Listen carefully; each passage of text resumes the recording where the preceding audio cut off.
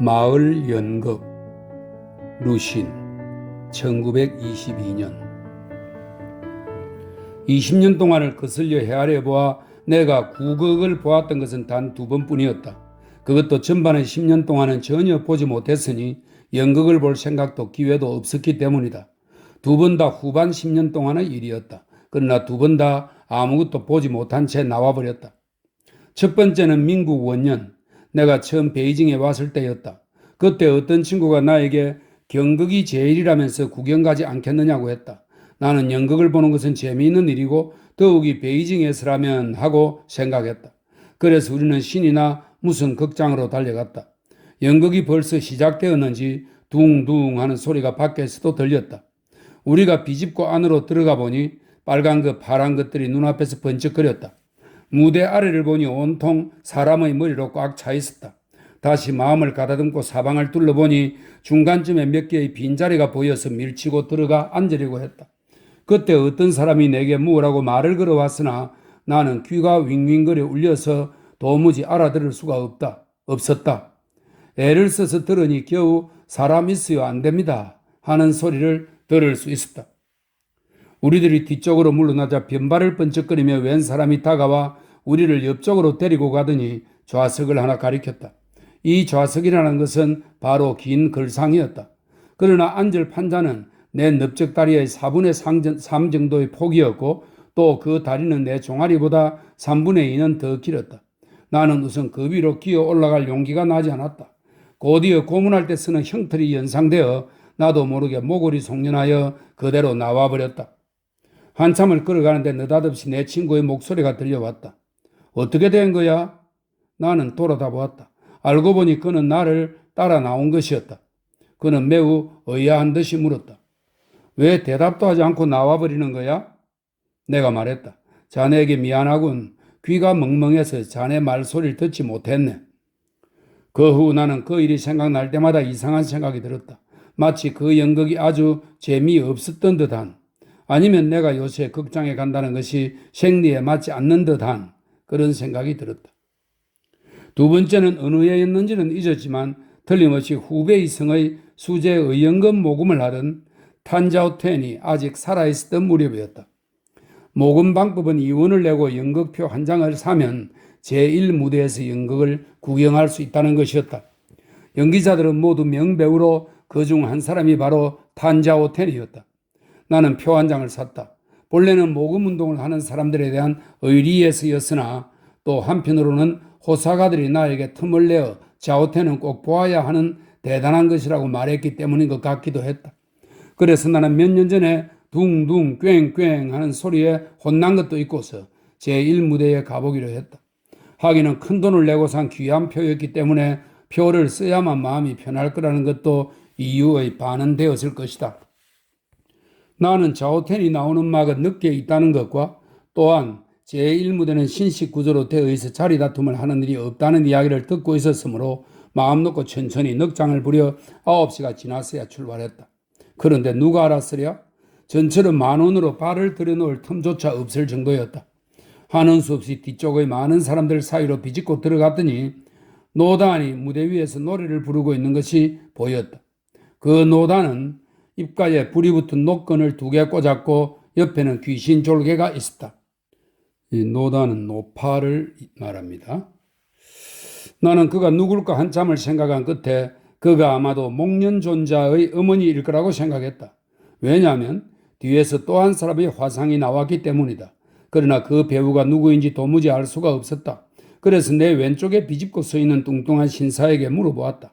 그는 깔보는 듯이 나를 한번 헐깃 보더니 대답하기를 꿍인푸요 라고 하는 것이었다.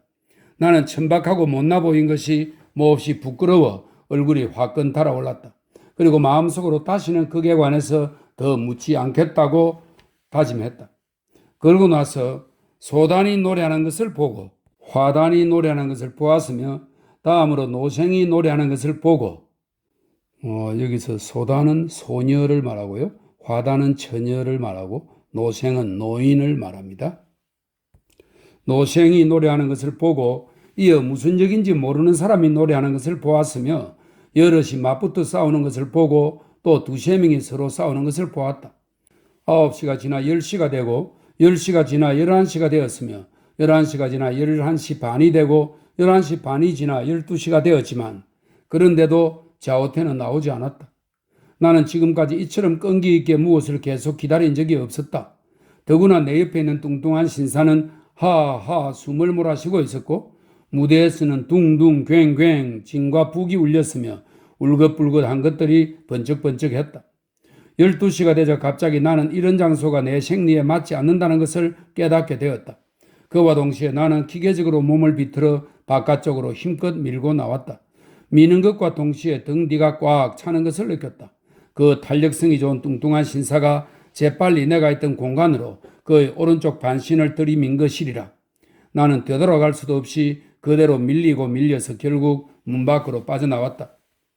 큰 길에는 손님을 기다리는 차 이외에는 거의 지나가는 사람이 없었다. 그럼에도 문 앞에는 아직 10여 명이 고개를 쳐들고 연극 광고를 바라보고 있었다.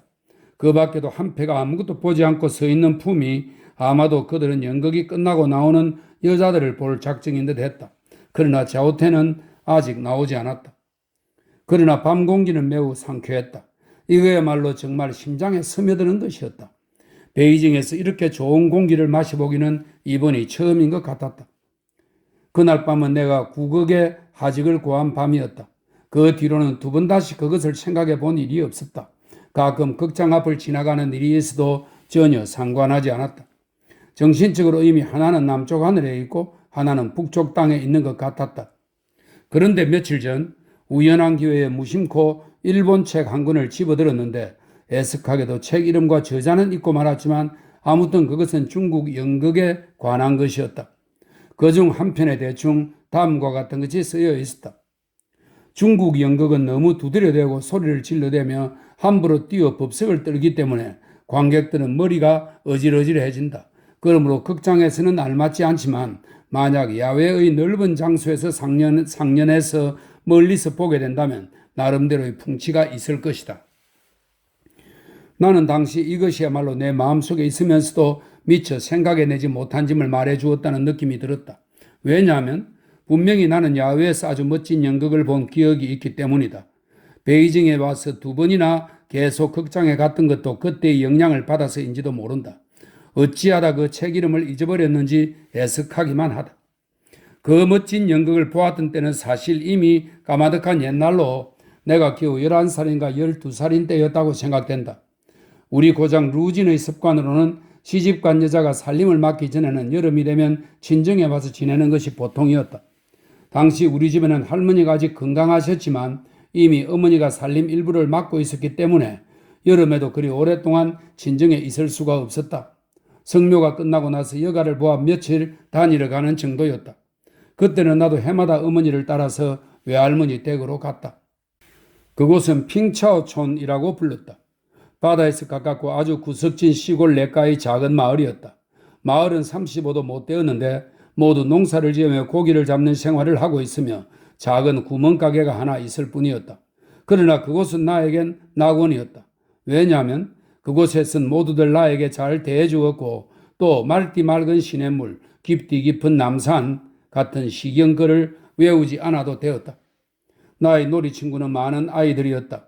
멀리서 찾아온 손님이라고 해서 그들은 부모들로부터 일을 안 해도 좋다는 허가를 얻고 나와 놀아주는 것이었다. 작은 마을이라서 한 집에 온 손님은 거의 마을 전체의 공동 손님이 된다. 우리들은 나이는 비슷비슷했지만 촌수를 따지고 보면 아저씨와 조카 사이 또는 할아버지와 손자 사이가 되는 사람도 몇인가 있었다. 온 동네가 같은 성으로 조상이 같기 때문이었다. 그러나 우리는 친구들이었다. 가끔 싸움이 벌어져서 할아버지 뻘 대는 아이를 때린다 해도 동네의 노인이나 젊은이가 결코 웃 어른을 범했다느니 하는 생각을 하는 사람은 하나도 없었다. 그들은 100명이면 99명까지는 까막눈이었다. 우리들이 매일 하는 일은 지렁이를 잡는 것이었다. 잡아온 지렁이를 구리 철사로 만든 작은 낚시바늘에 꿰어 냇가에서 배를 깔고 누워 새우를 낚는다. 새우는 물속의 바보다. 끄리낌 없이 두집게 발로 낚시바늘 끝을 마구 잡아 입에 쳐넣는다. 그러면 한나절도 못 되어 한 사발 정도는 잡힌다. 이 새우는 언제나 내가 먹었다. 그 다음은 여럿이서 소를 먹이러 간다. 그런데 아마 소는 고등동물이라 그런지 황소고 물소고 모두 낯선 사람을 얼씬도 못하게 하였다. 나까지도 깔보기 때문에 나는 감히 가까이 다가가지 못하고 먼 발치에서 따라가다가 서 있곤 하는 수밖에 없었다. 이런 때면 친구들은 그만 내가 맑디 맑은 시냇물이라는 시경 구절을 읽을 수 있다는 것도 무시하고 모두 놀려대는 것이었다. 내가 그곳에서 가장 바라던 것은 바로 자오씨 마을에 연극 구경 가는 일이었다. 자오씨 마을은 핑차오촌에서 오리쯤 되는 약간 큰 마을이다. 핑차오촌은 너무 작아서 혼자 힘으로는 연극을 상영할 수 없으므로 매년 얼마간의 돈을 자오씨 마을에 주고 공동으로 공연하는 형식을 취하고 있었다. 그들이 어째서 해마다 연극을 하는지 그때의 나는 생각조차 해보지 않았다. 지금 생각해보니 그건 아마 봄 제사였던가 아니면 해마다 토지신을 위해 정기적으로 공연하는 지신제 연극이었을 것이다. 내가 12살이 되던 그 해 기다리고 기다리던 그 날이 왔다. 그런데 그 해는 안타깝게도 아침에 배를 부를 수가 없었다. 핑차오촌에는 아침에 나갔다가 저녁에 돌아오는 큰 배가 한 척 있는데 남아 있을 리가 없었다. 그 나머지는 모두 작은 배라서 소용이 없었다. 이웃 마을에 사람을 보내어 물어보았으나 벌써 모두 다른 사람과 계약이 되어 남아있는 배가 없다는 것이었다. 외할머니는 몹시 역정을 내시면서 집안 사람들이 일찍 주문을 하지 않았기 때문에 이렇게 됐다고 꾸짖으셨다. 어머니는 할머니를 위로하시며 루진의 연극은 여기 작은 마을의 것보다 더 재미있고 1년에 몇 번씩 공연하니 오늘은 그만 단념하는 게 좋겠다고 하셨다. 그러나 나는 속이 상해 울음이 터질 것 같았다. 어머니는 그렇게 고집을 부려서 외할머니를 화나시게 하면 절대 안 된다고 나에게 간곡히 타이르셨다. 그리고 다른 사람과 같이 가는 것은 할머니가 걱정하시기 때문에 허락할 수 없다고 하셨다. 결국 끝장나 버렸다. 오후가 되자 나의 친구들은 모두 가버렸다. 연극은 이미 시작되었는지 징소리 북소리가 들리는 듯 했다. 게다가 친구들은 객석에 앉아서 콩국도 사 마시겠지. 이날 나는 새우도 낚지 않고 음식도 별로 먹지 않았다. 어머니는 속상해하셨으나 달리 방법이 없었다. 저녁밥을 먹을 때 결국 외할머니가 눈치를 채고선 내가 기분 나빠하는 것도 당연하다. 사람들이 너무 게으르다. 이건 당최 손님 접대하는 법이 아니라고 하셨다. 밥을 먹고 난 후 연극을 보고 난 소년들이 모여들어 즐겁게 연극 이야기를 하였다. 나만 말이 없었다. 그들은 모두 한숨을 내쉬며 나를 동정했다. 그때 문득 그 중에서 제일 영리한 수왕씨가 크게 깨달은 듯이 제의했다. 큰 배? 빠 아저씨의 배가 돌아와 있지 않을까? 그러자 다른 10여 명의 아이들도 생각났는지 즉시 찬성을 하면서 이 배라면 나와 함께 타고 갈 수 있다고 했다. 나는 기뻤다. 그러나 외할머니는 모두 아이들이라 마음을 놓을 수 없다고 하셨다. 어머니는 만일 어른이 따라간다면 모르겠으나 하루 종일 일한 사람들에게 밤일까지 시키는 것은 너무 인정머리가 없는 일이라고 하셨다. 이렇게 옥신각신하는 중에 수왕씨가 내막을 알고는 큰 소리로 이렇게 말했다. 제가 책임을 지죠. 배도 크고요. 슈인이는 이때껏 함부로 행동한 일이 없어요. 우리들은 또 모두 물에 대해서는 잘 알거든요. 정말 그렇다. 10여 명의 소년들 중에 헤엄칠 줄 모르는 아이는 하나도 없었다. 게다가 두세 명은 파도 타기의 명수였다. 외할머니와 어머니도 믿음이 가는지 더 이상 반대하지 않고 미소를 지으셨다. 우리들은 당장 와 하고 소리를 지르며 밖으로 뛰어나갔다. 무거웠던 내 가슴은 갑자기 가벼워지고 몸도 활짝 펴져 말할 수 없이 부풀어 오르는 것 같았다. 대문을 나서자 달빛 아래 핑차오 안쪽에 지붕이 하얀 뜸을 한 배가 메어져 있는 것이 보였다. 우리들은 그 배로 뛰어 올랐다.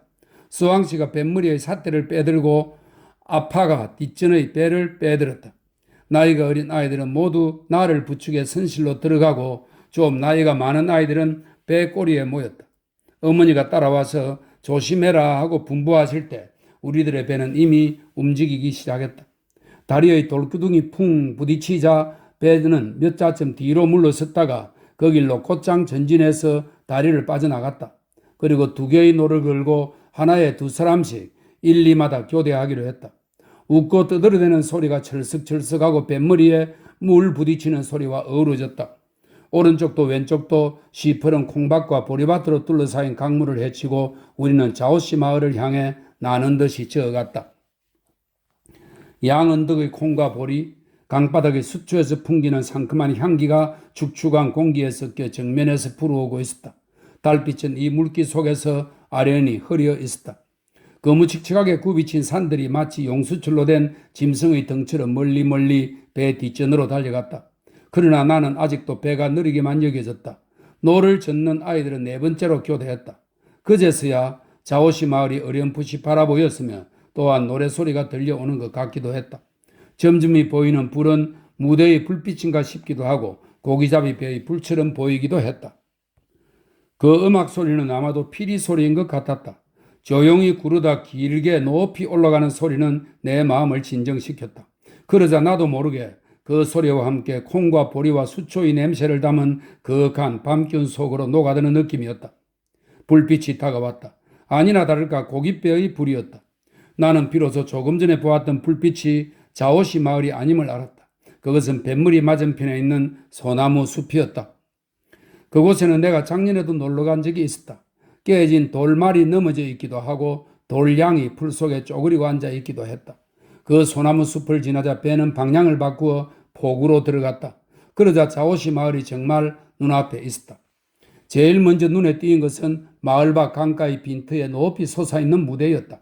흐릿하게 멀리 달빛 속에 있어 하늘과의 경계를 분간할 수 없었다. 나는 그림에서 본 일이 있는 신선세계가 여기에 나타난 것인가 의심했을 정도였다. 배는 더욱 빨라져서 조금 후엔 무대 위에 사람의 모습이 나타나 울긋불긋 움직이는 것이 보였다. 무대에 가까운 강에 가득 있는 시커먼 것들은 연극을 구경하러 온 사람들이 타고 온 배의 뜸이다. 무대 근처는 빈자리가 없을 테니 우리는 멀리서 구경하자. 아파가 말했다. 배의 속도가 느려지더니 금방 멈추었었다. 정말 무대 옆에는 가까이 갈 수가 없었다. 무대 바로 맞은편에 있는 신전에서 조금 떨어진 곳에 겨우 삿대를 내리는 수밖에 없었다.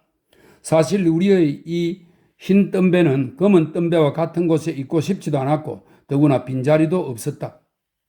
배를 정박시키며 무대 위를 보니 검고 긴 턱수임을 기른 사람이 등에 길을 내게 꽂고 긴 창을 꼬나잡고 한무리에 우통을 벗은 사내들과 한창 싸우는 중이었다. 수왕씨의 설명에 의하면 저 사람이 바로 유명한 철두 노인인데 그가 낮에 직접 세어보았더니 단번에 84번이나 계속해서 제주 넘기를 하더라는 것이다. 우리들은 뱃머리에 끼어앉아 싸우는 장면을 구경하였다. 그러나 철두 노인은 다시는 제주를 넘지 않았다. 단지 우통 벗은 산에 맺히서 제주를 한바탕 넘다가 들어가 버렸다. 이어서 한 명의 소녀가 나와서 이이야야 하고 노래를 불렀다. 수왕씨가 말했다. 밤에는 구경꾼이 적어서 철두 노인도 적당히 넘어가는 거야. 누가 묘기를 헛되이 보여주려고 하겠어? 나는 그 말이 맞다고 생각했다. 왜냐하면 그때 객석에는 구경꾼들이 별로 없었기 때문이다. 시골 사람들은 내일 일 때문에 밤을 샐 수가 없어서 모두가 일찍 자러 돌아갔다. 드문드문 서 있는 사람들은 이 마을과 이웃 마을의 한가한 사람들 수십 명에 불과했다. 검은 뜸배 안에는 이 지방 부자들의 가족이 있기는 하나 그들은 연극을 보는 것엔 관심이 없고 대부분 무대 아래서 과자며 과일이며 수박씨 등을 먹고 있었다. 그러니 사실 손님은 없는 것이나 마찬가지였다.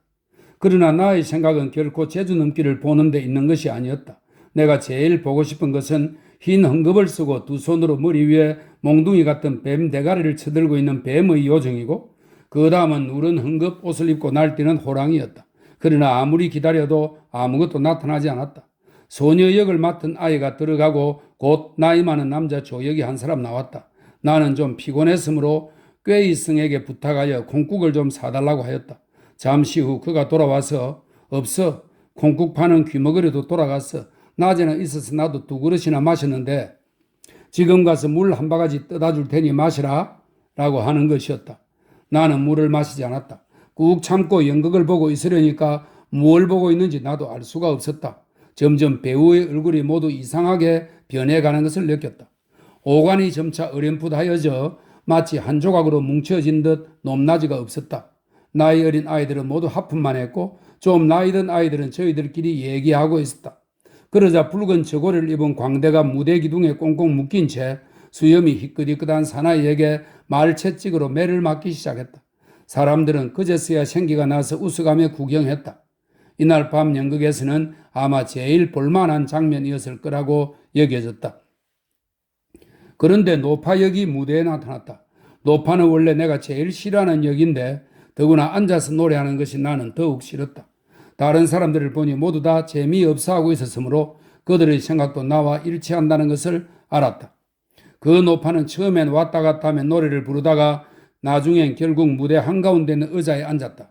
나는 매우 조바심이 났다. 수왕씨나 다른 아이들은 소리내어 욕을 하고 있었다. 나는 참고 기다렸다. 꽤 시간이 지나자 노파가 손을 드는 것이 보여 나는 노파가 일어나는 줄 알았다. 그러나 그녀는 다시 천천히 손을 제자리에 내리더니 노래를 계속했다. 배 안에 있는 아이들은 모두 한숨만 내리쉬고 그 나머지 사람들도 하품만 연발했다. 수왕씨는 마침내 더 참지 못하고 저 노래는 내일까지 해도 안 끝날 테니 아무래도 돌아가는 게 좋겠다고 말했다. 모두들 즉시 찬성했다. 그러자 처음 배를 출발했을 때처럼 기운이 나서 서너 명은 배꼬리로 뛰어가서 삿대를 빼들고 그대로 몇 발 뒤로 물러서서 뱃머리를 돌리고 노를 저었다. 노파역을 마구 욕해가며 소나무 숲을 향해 전진했다. 달은 아직 지지 않았다. 연극을 구경한 시간이 별로 길지 않았던 것 같았다. 자오시 마을을 떠나니 달빛은 더욱 밝았다. 무대를 돌아다 보니 올 때 멀리서 보았을 때처럼 아득히 신선 누각같이 붉은 안개에 온통 덮여 있었다. 귓전으로 다시 조용히 길고 높은 피리 소리가 들려왔다. 나는 노파가 이미 들어가 버렸으리라 생각했지만 다시 돌아가 구경하자는 말은 할 수가 없었다.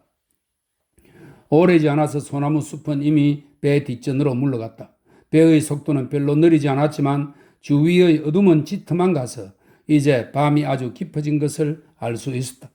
그들은 배우에 대해 이러쿵저러쿵 평을 하고 욕도 하고 웃어대기도 하면서 한편으로는 더욱 힘을 주어 노를 저어갔다. 뱃머리에 부딪히는 물소리가 더욱 높이 울렸다. 배는 마치 커다란 흰 고기 한 마리가 많은 아이들을 등에 업고 물살을 헤치며 나아가는 것 같았다. 밤마다 고기 잡는 늙은 어부 몇천 배를 멈추고 아이들을 보고는 잘한다고 소리쳤다. 핑차오초는 아직 1, 2쯤 남았다. 배가 느려졌다. 노잡이들은 모두 피곤하다고 말했다. 너무 힘을 들인 데다가 오랫동안 아무것도 먹지 않았기 때문이다. 이번엔 꾀이성이 생각해 냈다. 마침 강낭콩이 제철이고 배에는 장작도 있으니 조금 훔쳐다가 구워 먹자는 것이었다. 모두들 찬성했다. 곧 배를 가까운 언덕에 정지시켰다. 언덕 위 밭의 검고 윤이 반들반들한 것들은 모두가 단단하게 아리던 강낭콩이었다. 이봐 아파야. 이쪽은 너희 집 밭이고 저쪽은 류의 아저씨네 밭인데 어느 쪽 것을 할까? 수왕씨가 맨 먼저 뛰어내려 언덕 위에 가서 말했다. 우리들도 모두 언덕으로 올라갔다. 아빠가 뛰어오면서 말했다. 잠깐만 내가 좀 보고 하더니 왔다 갔다 하며 뒤져 보고 나서 몸을 일으키며 말했다. 우리 집 걸로 하자. 우리 것이 훨씬 굵다. 아이들은 와 하며 모두 앞판에 콩밭으로 흩어져 한 알음씩 뽑아서 배 위로 집어던졌다. 수왕씨가 이제 더 뽑았다간 아빠의 어머니가 아시고 야단칠 것이라고 하였다. 그래서 각자가 류의 아저씨 밭으로 가서 한 알음씩 훔쳐왔다. 우리들 중 나이 먹은 몇 명이 전처럼 천천히 배를 젓고 나머지 몇 명은 배 뒷전에서 불을 피웠다. 그중 나이가 가장 어린 아이와 나는 콩깍지를 깠다. 콩은 금방 익었다. 배를 물 위에 띄워둔 채 모두 둘러앉아 손으로 콩을 집어 먹었다. 콩을 다 먹은 뒤에는 다시 배를 저으며 한편으로는 그릇을 씻고 콩깍지를 모두 물에 던져 버리기도 하며 흔적을 없앴다. 수왕씨가 염려하는 것은 빠 아저씨 배에 있는 소금과 장작을 썼다는 것이다. 그 노인네는 세심해서 틀림없이 알아내고는 화를 낼 것이다. 그러나 우리들은 상의 끝에 겁낼 것 없다는 결론을 얻었다. 만일 야단치면 작년에 언덕에서 죽어간 잣나무 고목을 내놓으라 하고 또 면전에 대고 문둥이라고 놀려대자고 했다. 모두 돌아왔습니다. 걱정 없어요. 책임진다고 말씀드렸잖아요. 수왕씨가 뱃머리에서 갑자기 큰 소리로 외쳤다. 나는 뱃머리 쪽을 보았다. 바로 앞이 핑차오였다. 다리 기슭에 한 사람이 서 있었는데 다름 아닌 우리 어머니셨다. 수왕씨는 우리 어머니를 향해 소리치고 있는 것이었다. 나는 앞쪽 선실에서 뛰어나갔다. 배는 핑차오로 들어가서 멈추었다. 우리들은 뿔뿔이 무트로 올랐다. 어머니는 조금 화가 나셔서 벌써 12시가 지났는데도 왜 이렇게 늦게 돌아오느냐고 하셨다. 그러나 금방 기뻐하시며 모두에게 볶은 쌀을 먹으러 가자고 하셨다. 모두들 간식은 이미 먹었고 졸려서 일찍 자는 편이 좋겠다고 말하고는 각자 집으로 돌아갔다. 이튿날 나는 한낮이 되었어야 일어났다. 바 아저씨의 소금과 장작에 대해서는 별 탈이 없었다고 들었다. 오후에는 여전히 새우를 낚으러 갔다. 수왕씨, 이 조물애기들아, 어제 우리 콩을 훔쳤지? 딸려면 곱게 딸 일이지 밭을 온통 짓밟아 놓았어. 내가 머리를 들고 보니 류의 아저씨가 작은 배를 저어오고 있었다. 콩을 팔고 돌아오는 모양인지 팔고 남은 콩 한 무더기가 배에 쌓여 있었다. 네, 우리가 손님 대접을 했어요. 처음엔 아저씨네 콩은 따지 않을 작정이었는데요. 아이, 내 새우가 놀라서 도망가고 말았잖아요. 하고 수왕씨가 말했다. 류의 아저씨는 나를 보자 노를 멈추고 웃으며 말했다. 손님 접대? 그래, 그래야지. 그러고는 나를 보며 말했다. 시인 도련님, 어제 연극은 재미있었나? 나는 고개를 끄덕이며 말했다. 재미있었어요. 콩은 먹을만 하던가? 나는 또 끄덕이며 말했다. 아주 맛있었어요. 그러자 뜻밖에도 류의 아저씨는 몹시 감격하여 엄지손가락을 쑥 내밀고 자랑스럽게 말하는 것이었다. 역시 큰 도시에서 공부한 인물이라서 물건을 볼 줄 알아. 내 콩은 낱낱이 골라낸 종자거든. 시골 떡이들은 좋고 나쁜 것도 구별 못한다니까. 우리 콩이 남의 것보다 못하느니 어쩌니 하는 거야. 오늘은 우리 아쉽게 맛 좀 보시라고 보내드려야지. 그러고는 노를 저 가버렸다. 어머니가 불러 저녁을 먹으러 집에 돌아오니 식탁에는 막 삶은 강낭콩이 한 대접 놓여 있었다. 류의 아저씨가 어머니와 나들어 먹으라고 보내온 것이었다. 그는 어머니에게 나를 극구 칭찬하며 말하기를 나이는 어려도 식견이 있어요. 머저나 꼭 장원급제 하게 될 겁니다. 아시의 복은 보정서를 써놓은 거나 다름없습니다요. 라고 했다고 한다. 그러나 콩은 어젯밤 콩처럼 맛있지는 않았다. 사실이지. 그로부터 지금까지 나는 정말로 그날 밤처럼 맛있는 콩을 먹은 적이 없다. 또 그날 밤처럼 재미있는 연극을 두 번 다시 본 적도 없다.